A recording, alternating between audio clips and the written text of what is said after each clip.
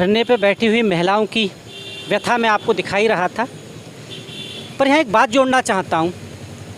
किसी के लिए अगर आपको सच्चे दिल से सेवा करने की ज़रूरत हो या कुछ काम करने की ज़रूरत हो, तो मेरा ये मानना है उसके लिए अमीर या पैसा होना ज़्यादा ज़रूरी नहीं है, आपकी नीयत अच्छी होनी चाहिए। मैं मिलवाने जा रहा हूँ कि ऐसे शख्स से मैं हमेशा आपको मिलवा भी चुका हूँ। वो गरीबों की लड़ाई लड़ते हैं, उनके उद्धार के लिए सरकारों से भिड़ जाते हैं और अभी तक उन्होंने जो लड़ाइयाँ लड़ी हैं तकरीबन सरकारों ने उनकी बात मानी है। आपको याद होगा सर्दियों से एक आंदोलन हुआ था ठेकेदारी हटाओ संयुक्त मोर्चा के तहत, एकीकरण से लेकर और बहुत सारे मुद्दे थे, वो सुलझ गए हैं। पर बीच में आंदोलन चलते चलते एक नया मुद्दा जुड़ा, कुछ महिलाओं को रातों रात नौकरी से हटा दिया था। मैं बात कर रहा हूँ डीसी कपिल साहब की। वो चाहते तो घर जा सकते थे क्योंकि जिस टाइम ये आंदोलन शुरू हुआ था वो मांगे उनकी तकरीबन मानी गई थी, पर कपिल साहब ने एक और उन महिलाओं की व्यथा अपने सर पर लेके उनके अधिकार की लड़ाई लड़ना शुरू किया। इस बात को 4 महीने हो चुके हैं। तो मैं बात हम मिलवाने चाह रहे हैं और मैं पूछूंगा कपिल साहब से कि आखिर इस आंदोलन को आप कैसे आगे लेके जा रहे हैं। बहुत बहुत स्वागत है कपिल जी। जी, आपके चैनल का भी बहुत बहुत स्वागत है। कपिल जी, सर्दियों से आंदोलन हुआ था एक एमसीडी के तहत, उसमें काफ़ी हद तक आपकी मांगें मानी गई। इन महिलाओं का मुद्दा बीच में आया और आपने इस मुद्दे को भी अपने संरक्षण में लेकर लड़ाई जारी की प्रशासन से। तो अब ये बताइए इस वक्त प्रेजेंट टाइम में क्या स्थिति है, क्या सरकार या प्रशासन से बात हुई है इनकी नौकरी बहाली को लेकर? इनकी नौकरी बहाली को लेकर के सरकार से भी बात हुई है और निगम प्रशासन से भी बात हुई है। ये जब से तीनों निगमों का यूनिफिकेशन हुआ है और जो प्रशासनिक फेरबदल हुआ है, उस फेरबदल में बहुत सारा सेटअप अभी भी अधूरा है। किस कमिश्नर की ड्यूटी एडिशनल कमिश्नर की ड्यूटी कहाँ लगानी है, किस डिप्टी कमिश्नर की ड्यूटी कहाँ लगानी है, असिस्टेंट कमिश्नरों की ड्यूटी कहाँ लगानी है, नोडल अधिकारियों की नियुक्ति लगानी है। और इस प्रशासनिक ढांचे को एकीकरण करने में जो व्यवस्था प्रशासन की रही है, और उससे पहले जब ये सारी दिक्कतें हुई थी तो वित्तीय स्थिति और ख़राब स्थिति का बहाना निगम की बनाया गया था, जिससे ये टेंडर जो प्रहरी कंपनी का जो टेंडर था ये 31 मार्च को इन्होंने कैंसिल कर दिया था, उसको एक्सटेंड नहीं किया था। 31 मार्च के बाद जैसे ही ये हमारे संज्ञान में आया और ये महिलाएं हमारे धरने पर पहुंची, तो उस समय एक बहुत बड़ा प्रशासनिक फेरबदल हुआ। अप्रैल के महीने में यहाँ से जो ईडीएमसी के कमिश्नर थे विकास आनंद, उनका ट्रांसफ़र हुआ। उसके बाद में 22 अप्रैल को जितने भी मेयर थे वो सब के सब पदमुक्त कर दिए गए, स्टैंडिंग कमेटी के चेयरमैन पदमुक्त कर दिए गए, जितने भी दिल्ली के 272 वार्डों के काउंसलर थे उनको सबको हटा दिया गया। एक अजीब सा माहौल पूरे समय में। कपिल जी, जो नए कमिश्नर ने पदभार संभालना था वो संभाल लिया है क्या अब, ये जो एकीकरण के बाद? एकीकरण के बाद जो उस समय तत्कालीन एसडीएमसी के कमिश्नर थे ज्ञानेश भारती जी, उन्हीं को दोबारा नियुक्ति यहाँ पर as a full flash commissioner के रूप में दी गई है। उनसे कोई बात अभी तक हुई आपकी? जब ये यूनिफिकेशन अंडर प्रोसेस था तब हम वहाँ पर उनको अपनी व्यथा सुनाने के लिए गए थे, उनको राइटिंग में लेटर देने गए थे, लेकिन जब तक वो सिर्फ लुक आफ्टर कर रहे थे, जब तक वो फुल फ्लैश अपॉइंटमेंट उनकी नहीं थी, तो उन्होंने भी यही 1 हफ्ते का टाइम उस टाइम मांगा था। उसके बाद में यूनिफिकेशन के बाद में हम दोबारा गए और उनको फिर वो बातें याद दिलाई जो उन्होंने कही थी। तो उन्होंने हमें वादा किया था कि आप इन लोगों की लिस्ट, जो लोग निकाले गए हैं, आप एक लिस्ट प्रोवाइड कराएं और इस पर हम प्रशासनिक कार्रवाई करके इनको दोबारा नौकरी पर बहाली करेंगे। ये इसी 30 जून की बात है। 30 जून की बात है। तो जैसे आप कह रहे हैं कि 30 जून को आप गए थे, उन्होंने लिस्ट मांगी थी, उसके बाद 30 जून के बाद कोई दोबारा बात हो पाई है उनसे लिस्ट देने के बाद? नहीं, दोबारा हमने लिस्ट दी है और दोबारा उनसे जो मीटिंग है वो प्रस्तावित 21 जुलाई की मीटिंग है इसी मुद्दे को लेकर के। और अंदर प्रशासनिक जो टर्म्स एंड कंडीशन निर्धारित होती है वो जो है इस पे काम जारी है।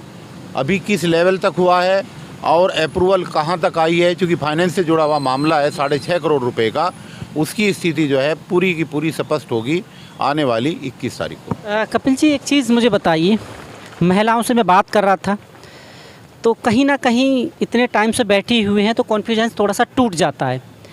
इन्हें ऐसा भरोसा दिला सकते हैं कि जो आपकी लड़ाई चल रही है वो काफ़ी हद तक आपके फेवर में है, ताकि इन लोगों को, इनका दर्द तो कम नहीं हो सकता पर हाँ कुछ सपने जो हैं वो टूटने से बच सकें, ताकि ये कंटिन्यू जो का यहाँ आ रहे हैं आपके साथ जुड़े हुए हैं वो जुड़े रहें कि हमारे आज नहीं तो कम से कम कुछ अच्छा होने वाला है। देखिए, दिल्ली में आप देख रहे होंगे अभी 10 दिन पहले मौलाना आज़ाद मेडिकल कॉलेज से 76 कर्मचारियों को निकाल दिया गया और वो केस इनके केस से भी ज़्यादा आसान केस है।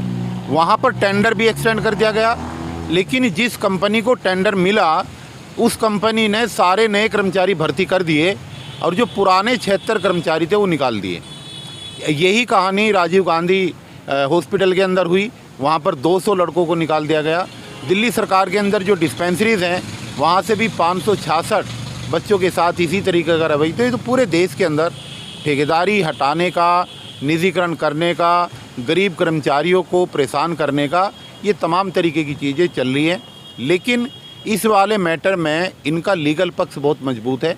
यहाँ पर प्रशासन ने एक बहुत बड़ी भूल की हुई है कि इन लोगों को वीकली रेस्ट नहीं दिया गया और 6 महीने के बाद जो सर्विस ब्रेक दिया जाता है ताकि वो परमानेंट होने का अपना क्लेम कहीं पर ना कर सकें, वो सर्विस ब्रेक जो है इनकी नौकरी में 1 दिन का भी अच्छा नहीं है। तो जो आप कह रहे हैं इस हिसाब से तो इनका सरकारी नौकरी पाने के जो भी कारण प्रणाली होती है वो मजबूत है।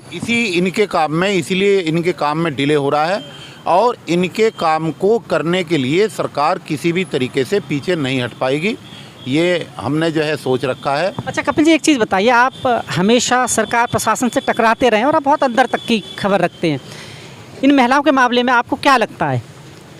इन महिलाओं का काम 100% होगा, हर हालत में होगा, लेकिन एक दिक्कत उसमें आ रही है कि जो हमारे पास एग्जैक्ट कर्मचारियों की लिस्ट है, जो हम 170 कर्मचारियों की ड्यूटी छूटने का क्लेम लंबे समय से 3.5 महीने से कर रहे हैं, उसमें देखने को ये मिल रहा है, जो वास्तविकता है, जो सच्चाई है कि लगभग 100 के लगभग ऐसे कर्मचारी हैं, वो चाहे डिस्पेंसरी वाले हैं और चाहे स्वामी दयानंद हॉस्पिटल से निकाले गए हैं, जो लगातार हमारे आंदोलन के टच में है। इस धरने को दिन और रात मेहनत करके वो चला रहे हैं, लेकिन कुछ बहुत सारे कर्मचारी ऐसे हैं जो ना तो अभी तक हमारी संस्था के मेंबर बने हैं और ना ही उनका कोई पार्टिसिपेशन रहा है। इस लिस्ट को बनाने में भी डिले इसीलिए हुआ है क्योंकि उनकी पूरी जानकारी हमारे पास अवेलेबल नहीं थी। जब हमने शुरुआती दौर में इन लोगों से पेपर मंगाए थे और प्राथमिक सदस्य बनने के लिए 100 रुपये की चंदे की बात करी थी, उस समय भी लगभग 100 के लगभग ही 100 से भी कम लोग फार्म भर पाए थे। इसलिए बहुत बड़ी संख्या लापरवाही की वजह से ऐसी है जो ना तो धरने पे आ पा रही है और ना ही उनका किसी भी आंदोलन में सहयोग है, इसलिए भी ये मामला डिले हुआ है। और दूसरा सबसे बड़ा डिले होने का कारण इस मामले का है ईडीएमसी के अंदर और विशेष रूप से एमसीडी के अंदर जो यूनियन काम कर रही हैं, ये सारी कहानी उनकी निष्क्रियता की वजह से हो रही है। इस बात को आप ज़रूर समझ लें। देखिए, अगर वार्डों से सफाई कर्मचारियों का ट्रांसफ़र स्वामी दयानंद अस्पताल के अंदर ना हुआ होता तो इन स्वामी दयानंद अस्पताल से कर्मचारियों को ना निकाला जाता। ये जो कुक्रम है, ये जो दुर्दशा है, यहाँ के एमसीडी में काम करने वाली यूनियनों की नालायकी का परिणाम है। ये कहते हुए मुझे कतई संकोच नहीं है।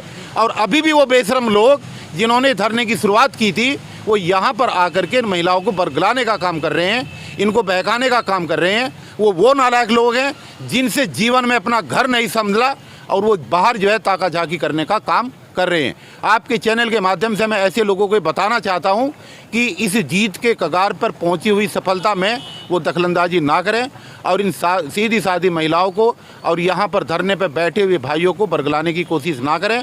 ना उनके बस का कल था, ना उनके बस का आज है।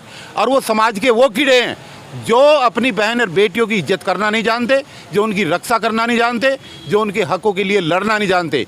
मैं इंजीनियर DC कपिल अपनी आखिरी सांस तक इनका साथ दूंगा, इनको ड्यूटी दिलाऊंगा और लास्ट तक जो है इनके साथ खड़ा रहूँगा। ये मेरा वादा है। बहुत बहुत धन्यवाद कपिल जी, आपने बहुत सारी बातें हमारे साथ शेयर की जो लोगों तक पहुंचेंगी और लोग जानेंगे इस बारे में। बहुत बहुत धन्यवाद। Thank you. डीसी कपिल साहब थे जिनसे बात करा रहा था।